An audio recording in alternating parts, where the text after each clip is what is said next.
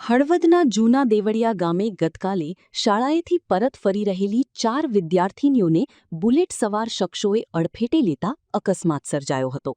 આ કરુણ ઘટનામાં એક માસૂમ વિદ્યાર્થિનીનું મોત નીપજ્યું હતું અને ન્યાયની માંગ સાથે પરિવારજનોએ ચરાડવા દેવળિયા રોડ પર બેસીને ચક્કાજામ કરી ઉગ્ર વિરોધ નોંધાવ્યો હતો। લોકોનો આક્ષેપ છે કે બુલેટ પર સ્ટન્ટ અને સીન સપાટા કરતા આવારા તત્વોને કારણે આ અકસ્માત સર્જાયો છે। રોષે ભરાયેલા ગ્રામજનોએ જવાબદાર શખ્સો સામે કડકમાં કડક કાર્યવાહી કરવાની માંગ કરી છે। હાલ તો આ ઘટનાને પગલે સમગ્ર વિસ્તારમાં અરેરાટી અને શોકનો માહોલ છવાયો છે। તો અમારી છોકરી ફેલ થઈ ગઈ હતી તો એને આવવાની ફરજ નથી થતી। એને છોકરા 4 દી ત્યાંના વાહે પડ્યા હતા ને આ ચોથો દી ઉડાડી દીધા। છોકરીઓ નીકળે લાઈનું મારે મારા આમ કરે કે અમે એને જેવા નથી। દારૂ પીપી ના આવે કાયમ દારૂ પીપીને હેરાન કરતા હતા। નિશાળે છૂટી ના એક ને એક જગ્યાએ કાયમ દારૂ પીને હેરાન કરતા હતા। તો અમને આનો ન્યાય દઈ દો, અમે બીજું કાંઈ નથી જોતું। મારું નામ સંગીતાબેન વિપુલભાઈ, બરોબર। અમારી છોકરી કાયમ નિશાળે હાલીને જાય ને હાલીને આવે। આજ દી જ નથી જાતી, કેદુની જાય છે, બરોબર। બુલેટવાળા આવ્યા 3 જણા હતા, બરોબર। દેવી પૂજકના છોકરા હાઈલા જતા હતા ને 8 છોકરીઓ હતી, એમાં 4 ને ઉલાડીને નાખી દીધી ને 3 ને લાગ્યું ને એક ફેલ થઈ ગઈ। અહીંયા એના છોકરાને કાઢીને લઈને ગાયો ગાય 108 મગાવીને લઈને વહી ગયા। અમારા છોકરીઓ અહીંયા રોતી હતી રોડ ઉપર, તો એનો કોઈ હાથ ન જાયલો, બરોબર। તો અમારી છોકરી અહીંયા ફેલ થઈ ગઈ તો એમ નહીં, તો એના છોકરાને લઈને ભાગ્યા, બરોબર। તો અમારી છોકરીને લઈને હક નથી અને એના છોકરાને કાંઈ લાગ્યું નહોતું, તો ખોટે મોર પોગી ગયા, દાખલ કરી દીધો ને કેસ કરી નાખ્યો અમારા ઉપર।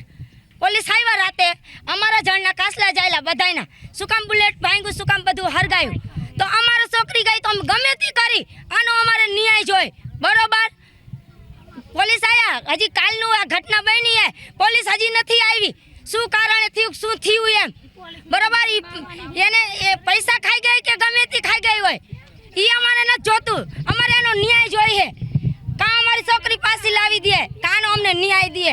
મારું નામ ભાવનાબેન છે, હું આ નવભાઈની બોન હોઉં। આ મારા નાના ભત્રીજા છે।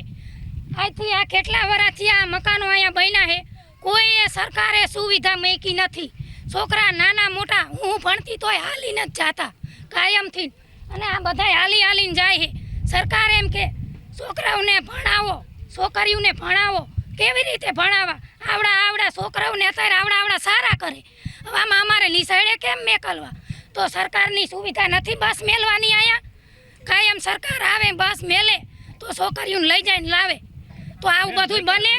ગઈકાલે છોકરીઓ 5 વાગે નિશાળેથી આવ્યું અને કે રસ્તામાં 9-10 સોડીઓ આવતી હતી, ઘેરામાં મોટરસાઇકલ હોરું પાડી દીધું અને આ સોડીને લગાડીને વહી ગયો, એના છોકરાને લઈને વહી ગયો, એ કાઢી આ સોડીઓને કંઈ કાઢી નહીં, અને આ સોડીના માથા ખોરામાં લઈને રોવે, કાઢો મને કાઢો, કોઈ કાઢ્યું નહીં, એના લઈને વહી ગયા।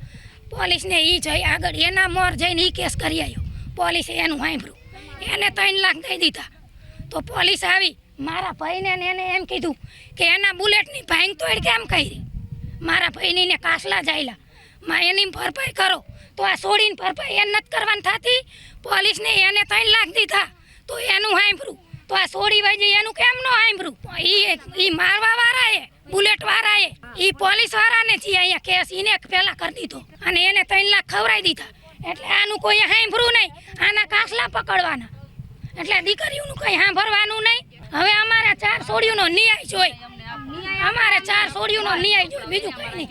આવા લગાડી આજે અમારી ઈ સોડીને માર નાખી, કાલે અમારી 10 સોડીઓ બીજી જાય છે, આજે આને કંઈ નહીં કરે તો બીજીને ઉડાડશે, બીજાને સારા કરશે, શું જવા દેવાના?